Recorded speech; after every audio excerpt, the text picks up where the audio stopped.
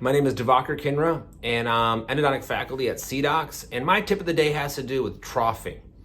And what does troughing mean? Troughing means that, hey, I'm looking for another canal, but I got to be really careful where to look. Now, in previous tips of the day, I've told you that one of the hardest canals to locate is the mesial buccal 2, and that's located about 2 millimeters palatal to MB1. We talked about that, but hey, great. Now you know where it's at. How do I find it?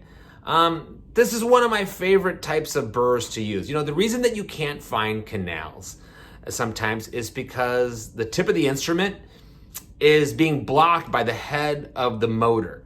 So what I suggest you do in those cases is move away from each other. So I want the tip of the instrument to move away from the head of the motor. And to do that, I use long shank caries removals burr in a kind of a slow speed or latch grip handpiece.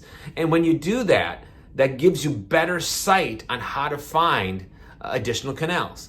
So my favorite is this Muntz Discovery burr. It's one of my favorite burrs, and if you take a look at it in action here, you'll see that, okay, well, all right, I'm gonna take my hand file and trying to look where that 2 millimeters palatal to MB1 is, and then I'm gonna start troughing, start kind of, you know, digging lightly, light strokes to get me from MB2 to MB1. And if I draw that line, that's 2 millimeters palatal to MB1, I'm gonna start locating where that canal is at and start using my Explorer and smaller hand files to get into that canal. That's gonna allow me to get into that space, but in reality, it's all about vision. And the only way to do that is with a surgical length round burr, such as a Muntz Discovery burr that's really thin shanked and allows me to see what the tip of the instrument is doing.